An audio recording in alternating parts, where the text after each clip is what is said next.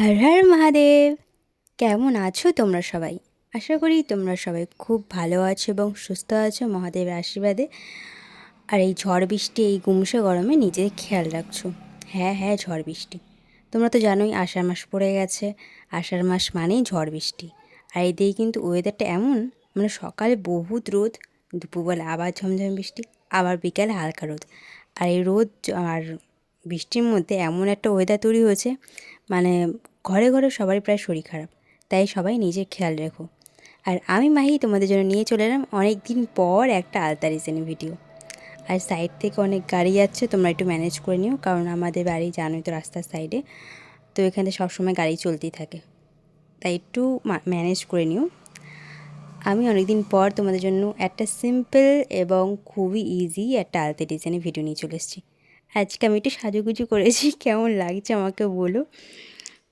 আজকে একটু শাড়ি পরেছি, সুন্দর করে সুন্দর বলতে কি কিচ্ছু না, আমি শুধু জাস্ট চুলটা বেঁধেছি, একটু ক্লিপ দিয়েছি, আর একটা গোলাপ ছিল, গোলাপটা সাইডে কানের পাশে দিয়েছি, আর শাড়ি পরেছি, একা একাই পরেছি, কারণ আমি ঘরে একা একা বোরিং হয়ে যাচ্ছি। মা চলে গেছে স্কুলে আর আমি ঘরে একা, তাই ভাবলাম যে এই ঝড় বৃষ্টি, তখন ঝমঝমে বৃষ্টি পড়ছে, তাই আমি ভাবলাম এই বৃষ্টির ওয়েদারে একটু শাড়ি পরে সাজুগুজু করি।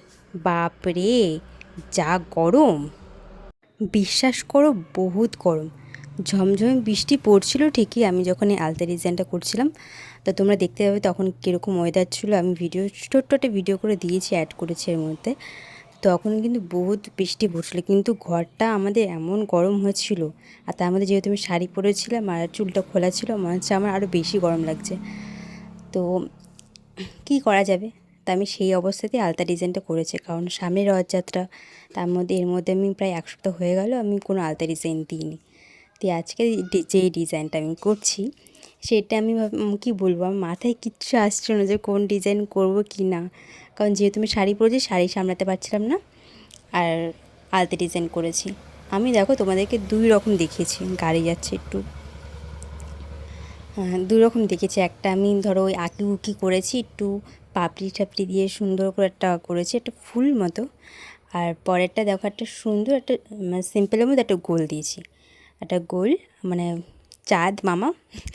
আর যেই আমি ভরাট করে আলতাটা করেছি, সেটাকে আমি বর্ডারে দিয়ে একটা সুন্দর একটা কিছু চেষ্টা করেছি। তা তোমরা এই দুটোর মধ্যে কোনটা করছো বা কোনটা করবে, সেটা আমাকে কমেন্ট করে জানিও, আর কোনটা ভালো লাগছে আমাকে বলো।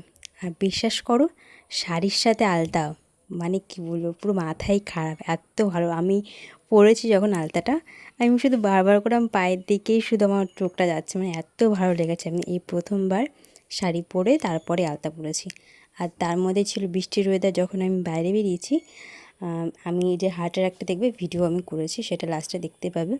তো তখন আমার এত ভালো লাগছিলো, সত্যি কথা বলতে, মানে আমার মনে হচ্ছে শুধু পায়ের দিকেই চোখটা যাচ্ছে, এত ভালো লাগছিলো আলতা পরার পর। তো আমি নিজেই বুঝতে পারছিলাম না যে আমি কী আঁকাচ্ছি, কী করছি। তো আমি করার পর দেখলাম যে একটা এই রকম একটা হয়েছে, আমি করতে গেছিলাম একরকম, আর হয়ে গেছে আর এক রকম।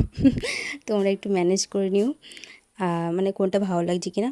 প্রতিবারে যে একই রকম সুন্দর হবে কিংবা পুরোপুরি পারফেক্ট হবে তা তো নয়, মানে যেরকম রান্না, একদিন ভালো হয়, একদিন নুন হয়, একদিন নুন হয় না, মানে খারাপ হয়।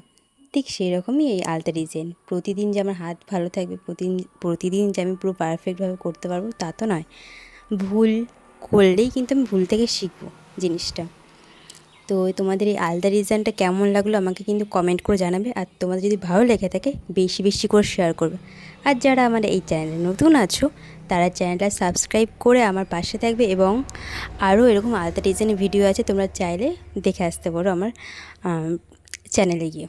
তো আজকের ভিডিও এই অবধি, তোমরা সবাই খুব ভালো থেকো, সুস্থ থেকো। অনেক বকবক করলাম তোমাদের সাথে, তো তোমাদের সাথে নেক্সট ভিডিওতে আবার বকবক করো। টাটা, সবাই ভালো থেকো।